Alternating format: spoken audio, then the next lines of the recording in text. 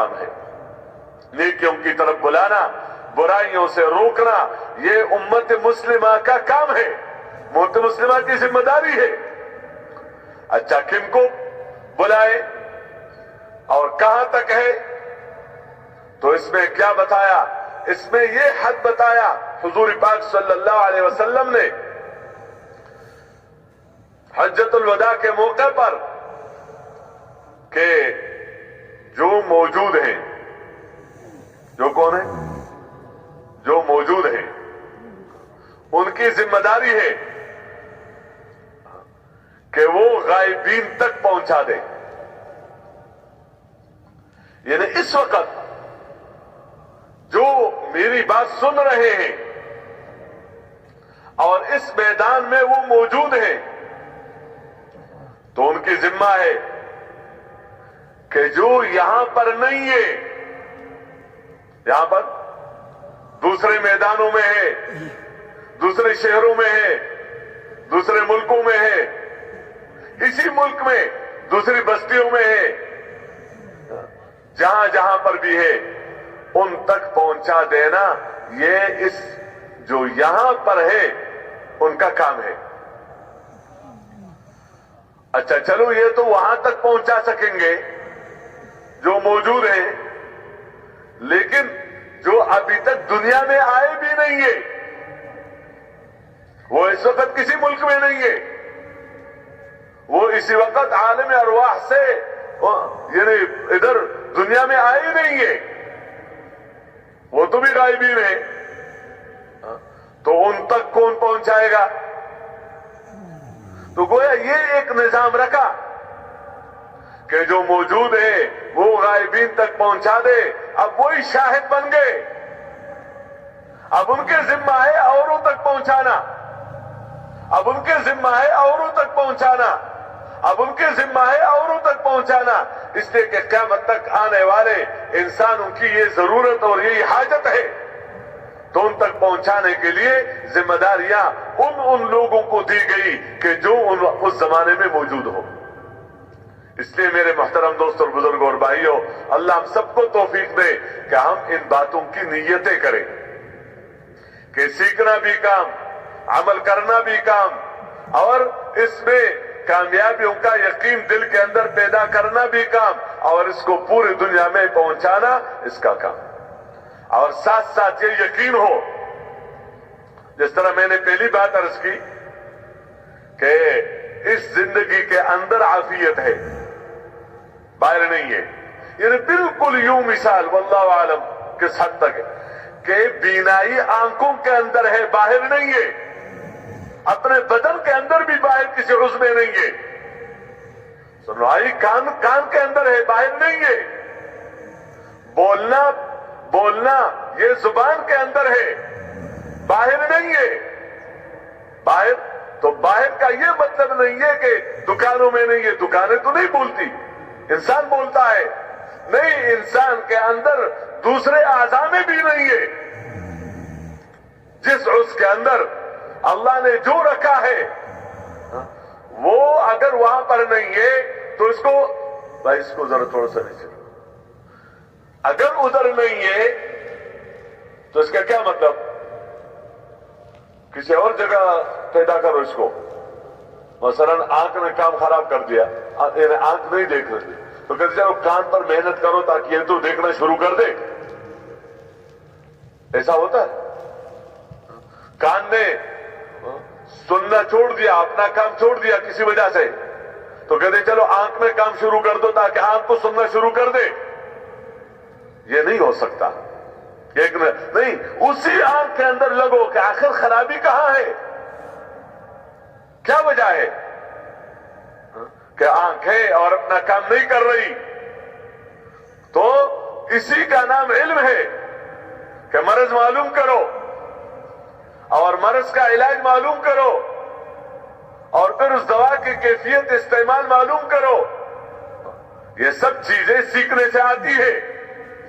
اس طرح میرے محترم دوستوں اور بزرگوں اور بھائیوں، جس سے یہ یقین کہ ادھر ہے، کہیں اگر نہیں ہے، مسلمان ہے اور رحمتیں نہیں اتر رہی، برکتیں نہیں اتر رہی، محبت نہیں ہو رہی، آپس میں ایک دوسرے کے تعاون کا اور ایک دوسرے کے تقویت کا مسلمان ذریعہ نہیں بن رہا ہے، تو اس کا یہ مطلب نہیں ہے کہ اسلام کے اندر یہ اثر نہیں ہے، اس لیے کسی اور راستے سے آؤ، اور راستے سے آنا نہیں ہے، اور کوئی راستہ ہی نہیں ہے، آؤ گے کہاں سے؟ لیکن اس کا مطلب یہ ہے کہ اپنے ان اعمال کو ٹھیک کرو، اس کو صحیح طریقے سے اس کو سیکھو، اس پر عمل کرو۔ تو جس طرح اس زندگی پر یہ وعدے ہیں، اس طرح اس زندگی کو دنیا میں عام کرنا، اس کو امت مسلمہ اپنا کام سمجھے کہ پوری دنیا میں اس زندگی کو عام کرنے کے لیے اپنی جان لگانا اور اپنا مال لگانا اور اپنی عزت کو قربان کرنا، یہ اس مسلمان کا کام ہے اور اس امت مسلمہ کا کام ہے کہ اپنی جان اور اپنا مال اور اپنی عزت اور جو کچھ اللہ نے دیا ہے وہ اس کو اسی میں قربان کرے۔ تو اس سے کیا ہوگا؟ جب تک امت اپنے آپ کو اس مبارک کام کا سمجھ کر نمازیں پڑھتی رہی، روزہ رکھتی رہی، زکاتیں دیتی رہی، حج کے ادا کرتی رہی، اور اپنے تجارتوں کو اور اپنے زراعتوں کو اور اپنے کاروبار کو اور اپنے بھی بچوں کے تربیت کو اور اپنا ہر کام کو شریعت کے مطابق کرتی رہی اور اپنے آپ کو اس مبارک کام کا سمجھ کر کرتی رہی، تو رحمتیں اترتی رہی چھوٹے چھوٹے گھروں میں۔ مدینہ منورہ میں جو حضور صلی اللہ علیہ وسلم کے زمانے میں اور حضرات صحابہ کرام رضوان اللہ تعالی علیہ اجمعین کے زمانے میں مدینہ منورہ میں یہ انصار اور یہ مہاجرین اکٹھے رہتے تھے۔ مہاجرین تو مکہ سے آئے تھے ہجرت کر کے اللہ کے حکم کی وجہ سے، جسے بندہ نماز پڑھنے کے لیے مسجد جاتا ہے اللہ کے حکم کی وجہ سے، اپنا گھر چھوڑ کر چلے جاتا ہے، لیکن وہ یہ کہ نماز پڑھ کر پھر چلے جاؤ، دکان چھوڑ کر آ جاتا ہے مسجد میں تو نماز پڑھ کر پھر دکان پہ بیٹھ جاتا ہے، لیکن ان کو جو حکم تھا، حکم یہ تھا کہ مکہ چھوڑ کر جاؤ، واپس نہ جانا، مدینہ ہجرت کرو، مدینہ ہجرت، جس وقت یہ ہجرت فرض تھی کہ ہجرت کرو، وہاں سے آؤ، مکہ چھوڑ کر آ جاؤ مدینہ منورہ۔ اس لیے جب وہ اللہ کی نسبت سے چھوڑ کر گئے، اور عجیب بات ہے جب مکہ فتح ہوا اور پھر یہ وہاں گئے اور وہ اپنے گھروں پر ان کی نظریں پڑی اور اپنی چیزوں پر نظریں پڑی، لیکن ان کے اندر کی بات یہ تھی کہ جو اللہ کے نام سے میں نے چھوڑ چکا ہوں اب اس کی طرف دیکھنا نہیں ہے ان چیزوں کو۔ تو مکہ مکرمہ سے مہاجرین نے ہجرت کی اور مدینہ منورہ میں انصار نے ان کی نصرت کی۔ اب یہ جو شہر مدینہ منورہ کا تھا، ہم اور آپ دیکھیں کہ رحمتوں کے اترنے کا مرکز مدینہ منورہ، برکتوں کے اترنے کا مرکز مدینہ منورہ، محبتوں کے اترنے کے بعد اس لیے عرض کر رہا ہوں کہ یہ زمین سے نہیں اٹھتی یہ چیزیں کہ زمین پر محنت ہو گئی کتنا من برکتیں آ گئی، نہیں، وہ تو گندم آپ بتا سکتے ہو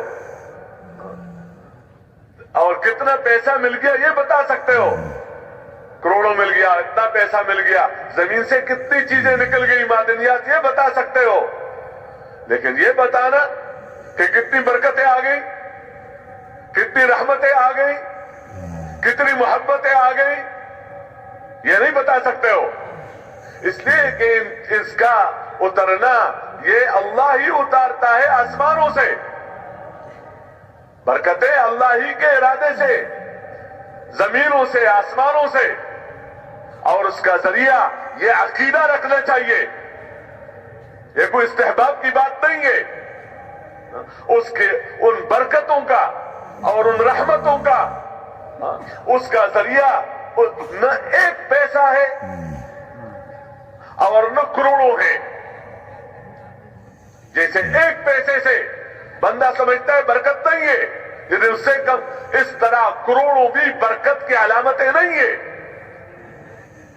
نہ ایک ٹکڑا زمین کا کسی کو دے دیا جائے اور اس کو مالک بنا دیا جائے اور یہ کہتا ہے میری اتنی زمین ہے، اور ایک بندے کو پورے ملک کا بلکہ پوری دنیا کا بادشاہ بنا دیا جائے، ملک دے دیا گیا، لیکن یہ نہیں ہے کہ برکتیں اتریں گی. برکتیں، رحمتیں، محبتیں، اطمینان، اس کا یہ آسمانوں سے اللہ ہی اتارتے ہیں. یہ وعدے اللہ جل شانہ نے ہر زمانے میں اس زندگی کے ساتھ اللہ نے کیے جو زندگی آسمانوں سے اتری ہوئی ہے. وہ اسلامی زندگی کوئی بنا نہیں سکتا کہ چند لوگ جمع ہو جائیں اور وہ کیا بنا دے، وہ اسلامی زندگی بنا دے. کہ اسلامی زندگی کس چیز کا نام ہے؟ دین کس چیز کا نام ہے؟ دین کو اللہ نے اتارا ہے آسمانوں سے، فرشتوں کے ذریعے سے اپنے پاک مخلوق پر، جو ان سے زیادہ پاک کوئی بھی نہیں ہو سکتا ہے مخلوق میں، جو انبیاء علیہ السلام ہے، انہیں پر اتارا گیا. فرشتوں کے ذریعے سے، فرشتے کے ذریعے سے اللہ نے اتارا ہے. اس کو کوئی یہاں بنا نہیں سکتا. اس لیے یہ واضح طور پر ہے، اگر کوئی کسی کام کے بارے میں دین سمجھ کر کر رہا ہے، دین ایک تو اپنی ضرورتیں، اپنی حاجتیں، اپنے کوئی اور نفع کی چیزیں، وہ تو بندہ لگا رہتا ہے اس میں صرف شرط یہ کہ دین کے خلاف نہ ہو، کہ شریعت کے ساتھ نہ ٹکرائے، شریعت کے ساتھ ٹکر نہ لو. شریعت کے ساتھ ٹکر لینا اللہ کے ساتھ ٹکر لینا ہے، اللہ کے احکامات کے ساتھ. اس میں اتنا بتا دیا گیا کہ اس میں احکامات کے خلاف نہ کر. ایک چیز کو بندہ دین سمجھ رہا ہے، بھائی کہاں سے؟ جی ہم نے سوچا آپس میں، چند لوگ جمع ہو گئے اور انہوں نے سوچا، انہوں نے کہا اچھا اس کو دین قرار دو. تو یہ میرے اور آپ کے سوچنے سے عمل دین بنتا ہے؟ دین تو اللہ ہی نے اتارا ہے حضور پاک صلی اللہ علیہ وسلم پر. تو میرے محترم دوستوں اور بزرگوں اور بھائیوں، یہ جس طرح اس زندگی کے ساتھ یہ برکتیں، رحمتیں ہیں، اور اس کا ابتدا کہاں سے ہے؟ آپ دیکھیں مدینہ منورہ میں ان کے گھر کتنے بڑے تھے. اور یہ بھی نہیں کہ بڑا گھر برکت کی علامت ہے، کہ بڑا گھر کیا ہے کہ برکت آ گئی. کیوں؟ گھر بڑا ہوگی، مل گیا. میں یہ نہیں کہتا کہ یعنی بے برکت ہی ہے، لیکن یہ کہ یہ برکت ہے کہ تو اچھا تو جو چھوٹے گھر میں ہے وہ بے برکت ہے پھر، کہ جس کا گھر چھوٹا ہے تو کیا اس پر آسمان سے برکت نہیں اترتی ہے وہاں؟ نہ چھوٹا گھر برکت کی علامت، نہ بے برکتی کی علامت، اور نہ بڑا گھر برکتوں کی علامت. نہ چھوٹا گھر اللہ کی ناراضگی کی علامت، اور نہ بڑا مکان اللہ کی رضا کی علامت. نہ چھوٹا ملک اللہ کی ناراضگی کی علامت، اور نہ بڑا ملک اللہ کی رضا ہونے کی علامت. یہ چیزیں ایسی نہیں ہے جس کو آج سمجھا گیا ہے. تھوڑا پیسہ یہ اللہ کی ناراضگی کی علامت، زیادہ پیسہ اللہ کی رضا کی علامت، نہ رضا کی علامت نہ نارضا ہونے کی علامت. کوئی بھی شکل، کوئی بھی حال ایسا نہیں ہے. اگر صحیح چل رہا ہے تو صحیح زندگی میں اللہ برکتیں اتارے گا، خواہ چھوٹا گھر ہو یا بڑا گھر ہو. رحمتیں اتریں گی خواہ چھوٹا ملک ہو یا بڑا ملک ہو. محبتیں ہوں گی خواہ کوئی بھی ہو، لیکن محبتیں ہوں گی، رحمتیں ہوں گی. وَلَوْ أَنَّ أَهْلَ الْقُرَىٰ آمَنُوا وَاتَّقَوْا لَفَتَحْنَا عَلَيْهِمْ بَرَكَاتٍ مِّنَ السَّمَاءِ وَالْأَرْضِ. ولو انهم اقاموا التوراة والانجيل وما انزل اليهم من ربهم لاكلوا من فوقهم ومن تحت ارجلهم. کہ اگر بستی والے شہر والے، اس لیے انسانوں کے مسئلے اس سے حل نہیں ہو سکتے کہ شہر میں پریشان تھا تو دیہات میں چلا گیا، دیہات میں پریشان تھا تو شہر میں چلا گیا، شہر میں پریشان تھا تو اپنے ملک میں پریشان تھا تو دوسرے ملک چلا گیا. ملکوں کے بدلنے سے، شہروں کے بدلنے سے، بستیوں کے بدلنے سے، کاروباروں کے بدلنے سے، کہ پہلے زمیندار تھا اب تاجر ہو گیا، پہلے پریشان تھا اب خوش ہو گیا. تو کاروباروں کے بدلنے سے، جگہ کے بدلنے سے اور حیثیتوں کے ذات کے اعتبار سے بدلنے سے نظام اللہ کا نہیں بدلتا. بندہ ویسے ہی سمجھے الگ بات ہے. دیکھو ایک عمومی بات عرض کر رہا ہوں، بندے کے گردے میں پتھری ہے یا اس کو دل کا مسئلہ ہے، درد ہے، پریشانی ہے، یہ پریشانی یہ اس کے اندر کی ہے. اب یہ دیہات میں ہے، کہتے شہر لے جاؤ، کیا ہو جائے گا؟ آرام سے رہے گا انشاءاللہ. اور دوسرے ملک لے جاؤ، ہاں علاج کے لیے تو لے جا سکتے ہو کہ چلو یہاں علاج کے بجائے وہاں علاج کراؤ تاکہ صحیح علاج ہو جائے اور اس کی بیماری دور ہو جائے، یہ الگ عنوان ہے. لیکن ایک بستی سے دوسرے بستی، ایک شہر سے دوسرا شہر، ایک علاقے سے دوسرا علاقہ، ایک ملک سے دوسرے ملک، یا زمیندارے سے تجارت کی طرف تبدیلی، یا تجارت سے زمیندارے کی طرف تبدیلی، یا محکوم ہونے سے حکومت پر آنا، یا حکومت ہونے سے محکوم ہونے پر آنا، اس سے حالات ٹھیک ہو جائیں گے یا زندگی میں تبدیلی آ جائے گی. یہ اللہ کا نظام نہیں ہے، کیونکہ اس دیہات میں جو ہے وہ بھی اللہ ہی کے ہیں، اور شہروں میں جو رہ رہے ہیں یہ بھی اللہ ہی کے بندے ہیں. اگر شہروں سے اور دیہاتوں سے مسئلے حل ہوتے تو اللہ سب کو شہر میں رکھتے، اللہ سب کو ایسے ملک میں رکھتے جس ملک سے انسان کی زندگی بنتی ہے. لیکن اللہ کا نظام یہ نہیں ہے. جو حالات خراب ہو جاتے ہیں اعمال کی خرابی کی وجہ سے، جہاں یہ وہاں وہ، جہاں ایک وہاں وہ حال، اس میں کیا تبدیلی آ گئی؟ جس طرح گردے میں یہاں بھی درد تھا وہاں بھی ہے، دل یہاں بھی خراب تھا وہاں بھی ہے. تو جہاں بھی ہوگا پریشان رہے گا. ہاں علاج ہو جائے تو چھوٹے گھر میں ہو بڑے گھر میں ہو آرام سے رہے گا، دیہات میں ہو یا شہر میں ہو آرام سے رہے گا. میرے محترم دوستو، یہ اصول ہیں، یہ بنیادیں ہیں. من عمل صالحا من ذکر او انثى وهو مؤمن فلنحيينه حیاتا طیبہ، کہ جس نے اپنے عمل کو بڑھیا سے بڑھیا بنا دیا ایمان کے ساتھ، اندر ایمان ہے، اندر اخلاص ہے، اندر علم ہے، اندر اللہ کے ساتھ تعلق ہے، اندر آخرت کا فکر ہے، اور ان خوبیوں کے ساتھ بندہ نے اپنے دیکھنا، اپنا سننا، اپنا چلنا پھرنا، اپنا کاروبار شریعت کے مطابق بنا دیا، تو اس پر اللہ کی طرف سے وعدہ ہے. وعدہ کیا ہے؟ کہ ایسے نہیں، ویسے اللہ کی بات تو ظاہر بات ہے، اس میں تاکید کی تو ضرورت ہی نہیں ہوتی، بس اللہ نے کہہ دیا کافی. لیکن اللہ نے اس انداز سے فرمایا کہ ضرور بالضرور ہم ایسے انسانوں کو حیات طیبہ، برکت والی زندگی، قناعت والی زندگی، محبت والی زندگی، اطمینان والی زندگی، اعمال میں مزہ والی زندگی ضرور بالضرور ہم دیتے رہیں گے، ہم دیں گے یہ دنیا میں. اب اس کا جو مصداق تھا وہ مدینہ منورہ، تو مدینہ منورہ میں آپ دیکھیں ان کے گھر کتنے بڑے، ان کے پاس لباس کتنا. آج اس کو معیار سمجھا گیا کامیابی کا. 3 جوڑے کپڑے ہیں تو یہ تو گرا پڑا آدمی ہے، اور اگر 15-20 ہے تو یہ بہت بڑا آدمی ہے. چھوٹا گھر ہے تو یہ چھوٹا آدمی ہے، بڑا گھر ہے تو یہ بڑا آدمی ہے.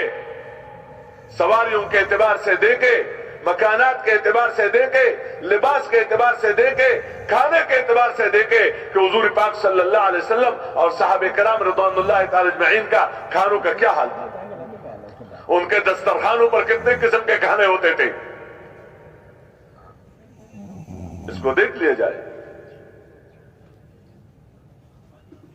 और शादियों में खर्चों का क्या निजाम था, उनकी शादियां कैसे होती थी, जो आज दर्दसर बना हुआ। देखो, जो काम भी रास्ते से हटकर किया जाए, रास्ते से हटकर किया जाए, वही दर्दसर बनेगा। वही औलाद अपने माँ बाप के लिए, वो माँ बाप अपने औलाद के लिए, वही बीवी अपने शौहर के लिए, वही शौहर अपने बीवी के लिए, वही हाकिम महकूमीन के लिए, वही महकूम हाकिम के लिए, वही छोटा बड़े के लिए, वही बड़ा छोटे के लिए दर्दसर बनेगा। जो समझ रहा था कि इसके जरिए से मुझे राहत मिलेगी, मुझे इत्मीनान मिलेगा, मेरी जिंदगी बनेगी, अल्लाह उसी को आगे उसके लिए दर्दसर बनाएगा। कुल हुवल कादिरु अला अन यबअस अलैकुम अज़ाबन मिन फौकिकुम औ मिन तहति अर्जुलिकुम औ यल्बिसकुम शियअ व युज़ीक़ बअदकुम बअस बअद। अल्लाह को कुदरत है कि ऊपर से अल्लाह अजाब उतारे, ऊपर से रहमतें भी उतरती हैं, बरकतें भी उतरती हैं, और ऊपर से अजाब भी उतरता है। और अल्लाह कादिर है कि नीचे से भी अल्लाह पाक अजाब निकाले। ये दोनों शक्लें हैं। और तीसरा शक्ल ये है, एक शक्ल है रहमतों का कि आपस में मोहब्बतों का, और आपस में एक दूसरे पर माल और जान कुर्बान करने का, और एक दूसरे को तक़वियत देने का। और अजाब की शक्ल क्या है, और यल्बिसकुम शियअ व युज़ीक़ बअसकुम बअस बअद, तुम्हें जमात दर जमात तुम्हें बना दिया जाएगा। और एक दूसरे के कुव्वतों को तोड़ने के लिए, और एक दूसरे को नीचे गिराने के लिए, और एक दूसरे को मुसीबतों में डालने के लिए अल्लाह तुम्हें जरिया बना देगा। एक को दूसरे के जरिए से राहत नहीं मिलेगी बल्कि अजाब